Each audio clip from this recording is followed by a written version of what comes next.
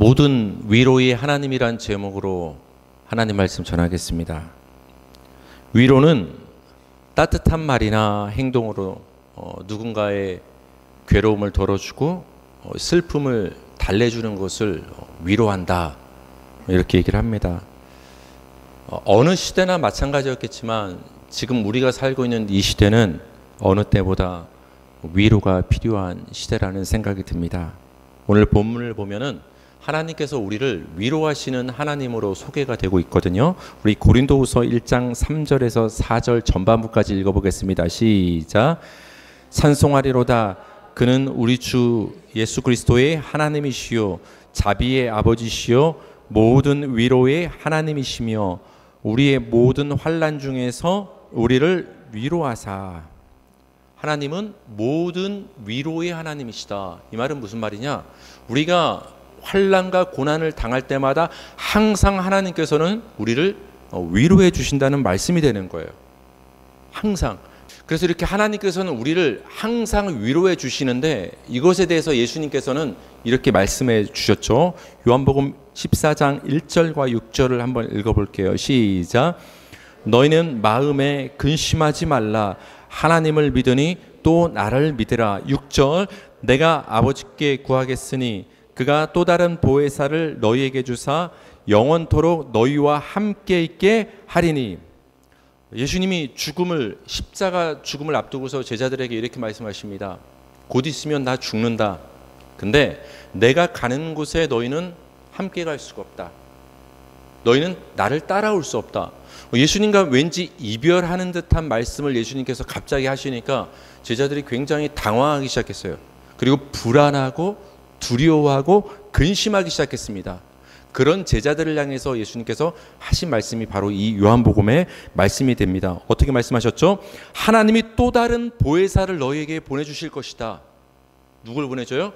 또 다른 보혜사를. 그 보혜사가 너희에게 보내심을 받으면 잠깐 왔다 잠깐 떠나시는 것이 아니라 일단 너희에게 오시면 영원히 항상 너희와 함께 하실 분, 그 새로운 보혜사를 너희에게 하나님께서 보내주실 것이라고 예수님께서 근심하고 두려워하고 위로가 필요한 제자들에게 말씀을 해 주십니다.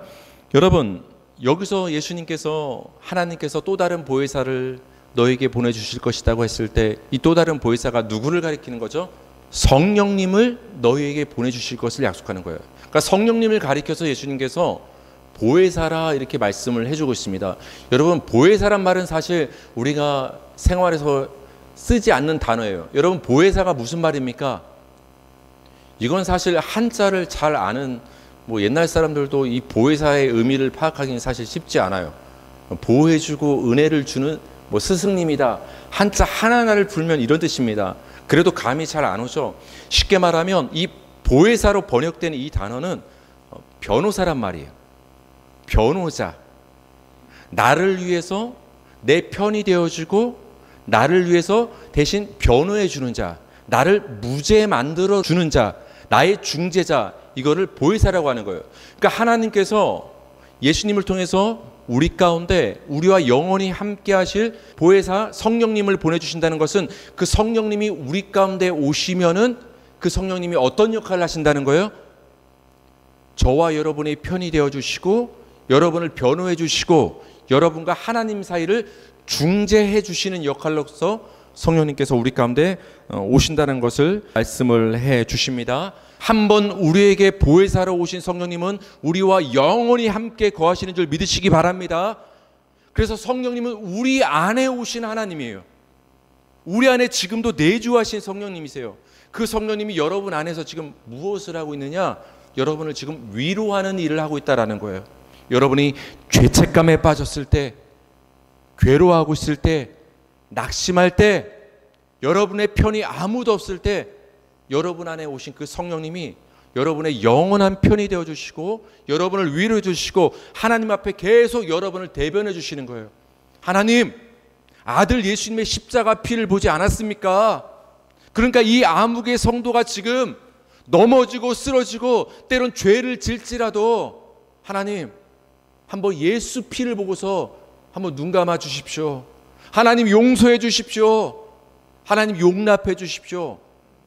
그 하나님의 심판대 재판정 앞에서 여러분을 위해서 계속 변호사의 역할을 하시고 여러분을 대언해 주시는 그분이 누구시냐?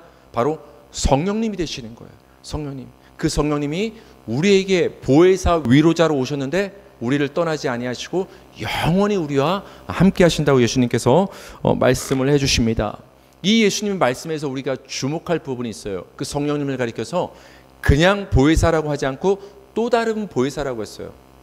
그게 무슨 말이에요? 성령님이 또 다른 보혜사다. 그 말은 뭐예요? 보혜사가 또 있다는 얘기죠.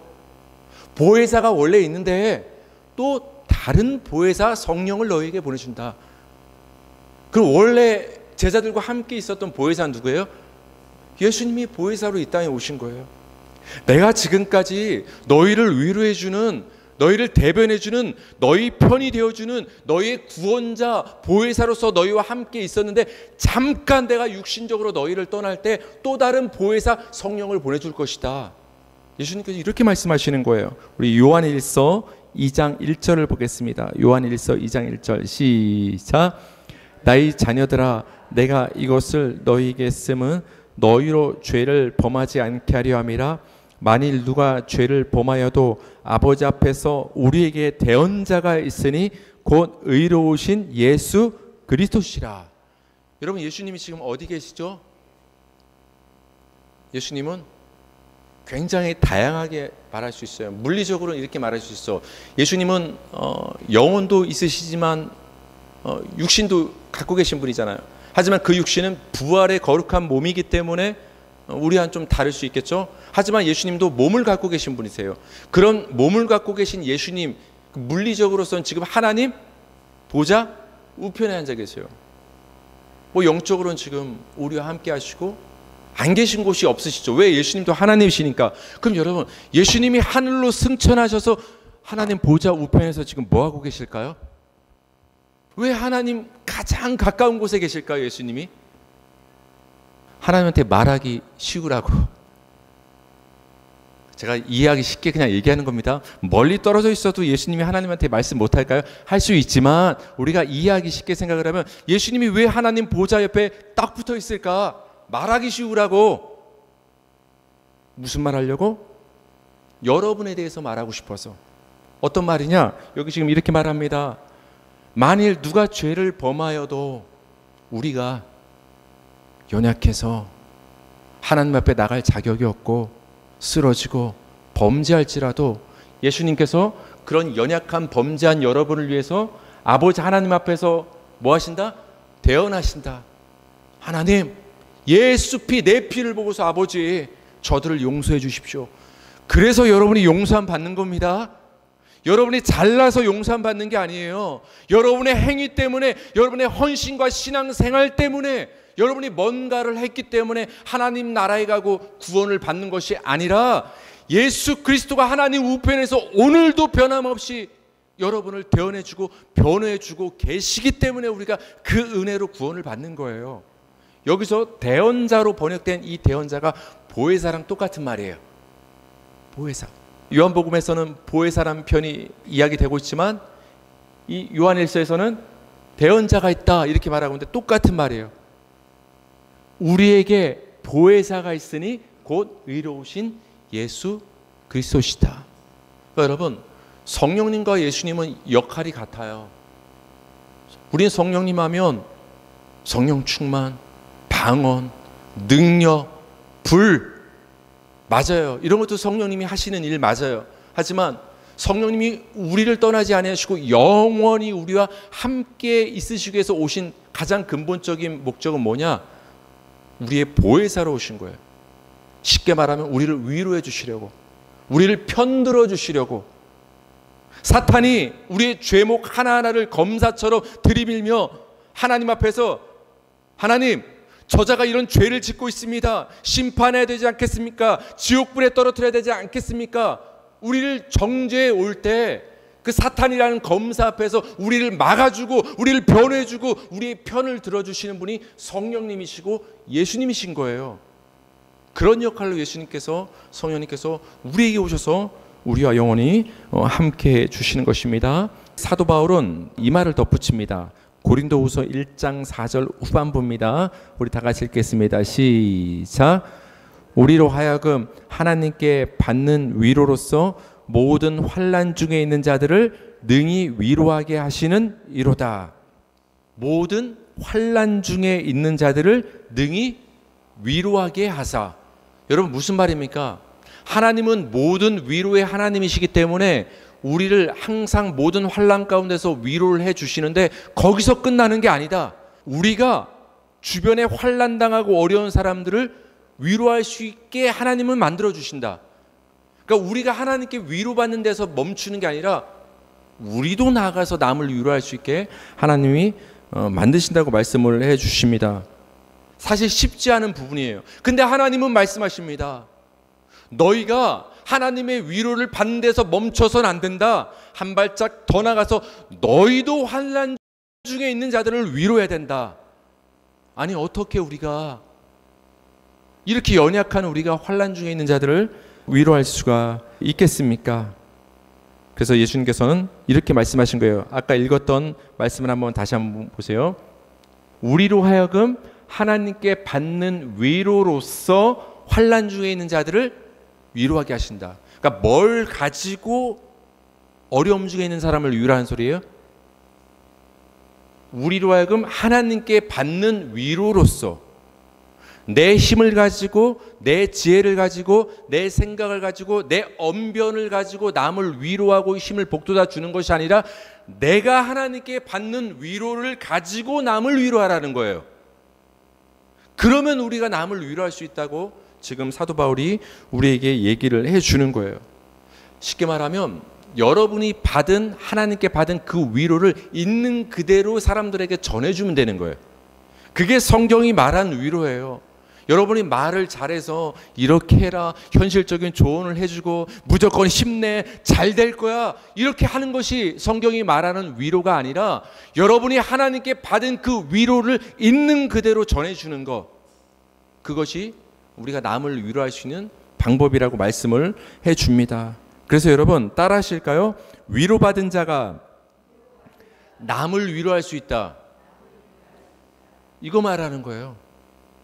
위로받은 사람이 남을 위로할 수 있다는 거예요. 사도 바울이 위로를 받아봤기 때문에 지금 남을 위로하고 우리를 성경을 통해서 위로하고 있는 거예요. 여러분 우리가 사람을 볼 때 이런 얘기 하죠. 참 저 사람은 사랑받고 자랐나 보다. 그런 사람이 있어요 없어요? 그런 사람이 남을 사랑합니다. 맞아요? 사랑을 받아본 사람이 남을 사랑하는 거예요.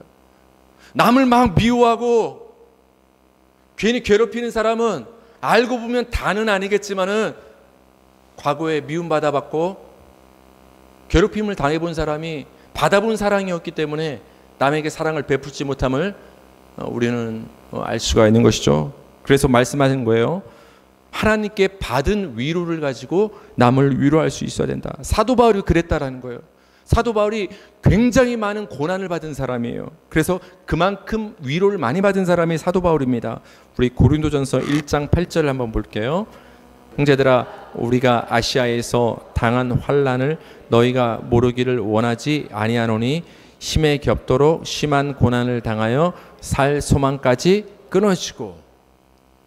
여러분 고린도 후서 성경은 사도 바울이 그 얼마나 많은 고난과 환난이 있었는가를 기록한 책이 고린도 후서예요. 그럼 여러분 사람은 자기 어려운 거 얘기하고 싶어 하죠.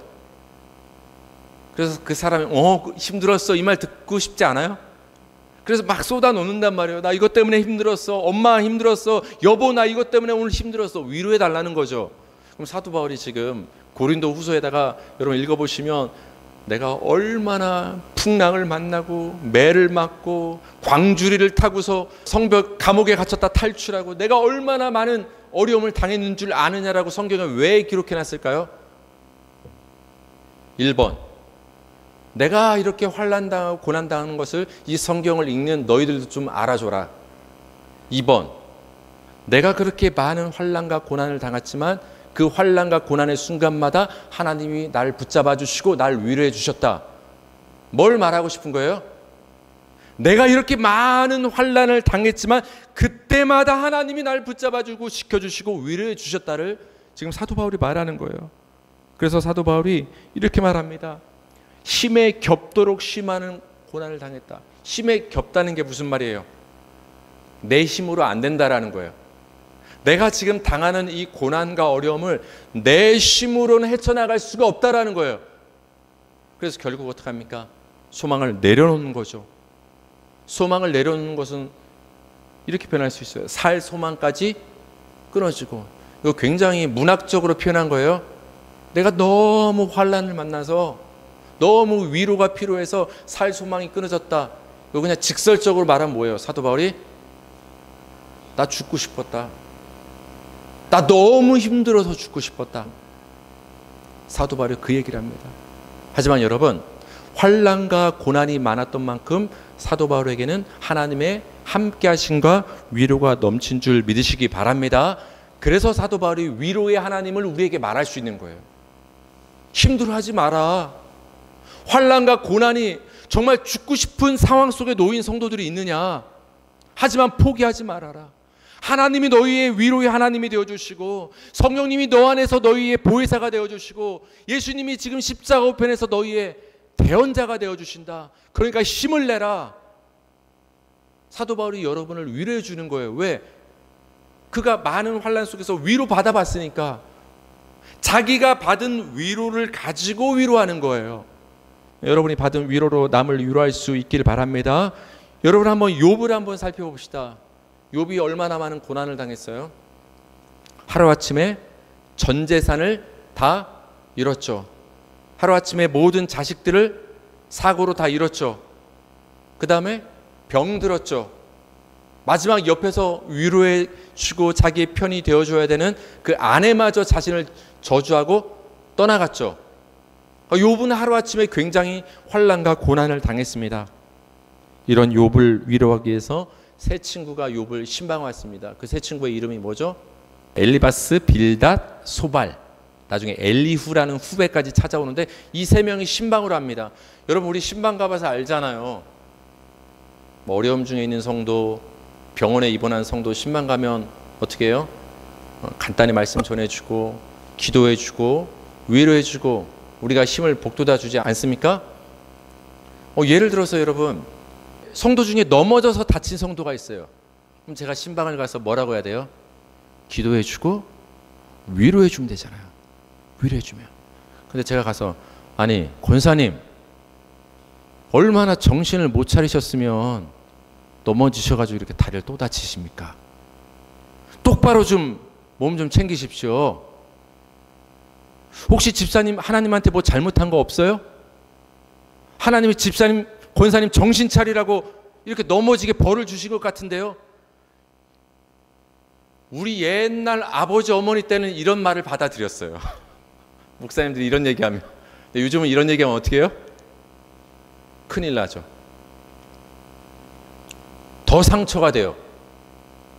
아니 날 위로하러 지금 신방해 놓고 나서 내가 잘못했다고 얘기를 하고 혹시 내 죄가 있어서 하나님한테 벌 받은 것 아니냐고 이렇게 얘기를 하면 굉장히 화가 나겠죠. 근데 이 일을 똑같은 행동을 누가 했냐? 엘리바스, 빌다, 소발이 굉장히 힘들어하는 욥을 찾아와서 이렇게 행동했어요. 야 욥, 너 잘 생각해봐. 너 스스로 의롭다고 생각하는데 네가 알지 못하는 숨겨놓은 죄가 있을 거야. 하나님은 인과응보의 하나님이셔. 죄가 있으면 반드시 심판하고 그냥 안 냅두시는 분이 하나님이야. 너 분명히 잘 생각해 보면은 죄 지은 게 있을 거야.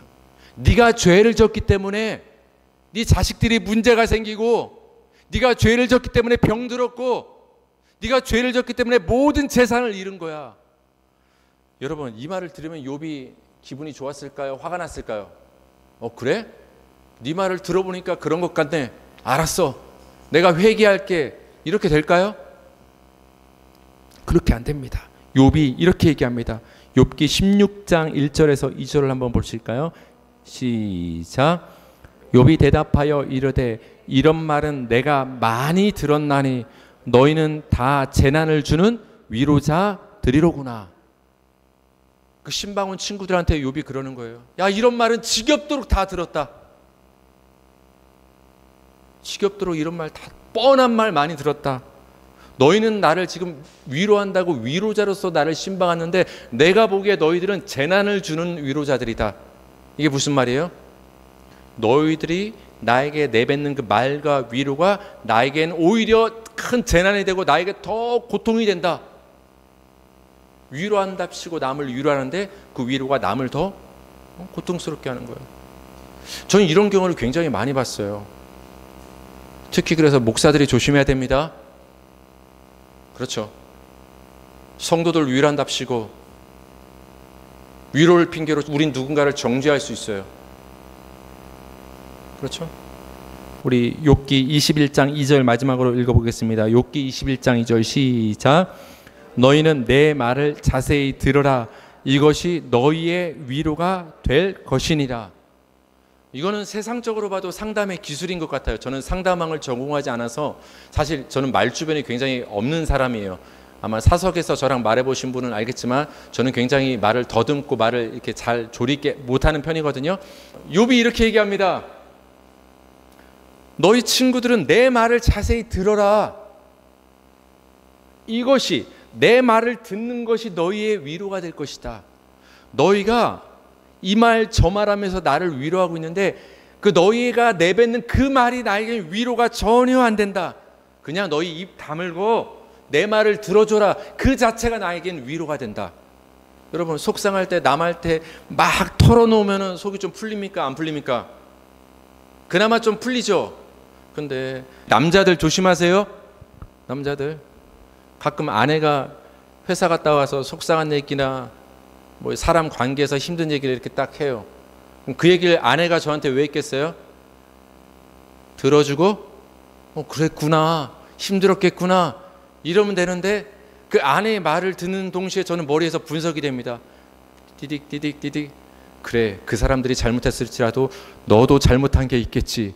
근데 너는 그때 어떻게 반응했어? 그러니까 그때 그 사람들이 너에게 이렇게 말했겠지. 분석을 해서 방법을 막 남자들은 얘기해 주고 싶어요. 그러면 그 아내들이 화가 납니까? 안 납니까?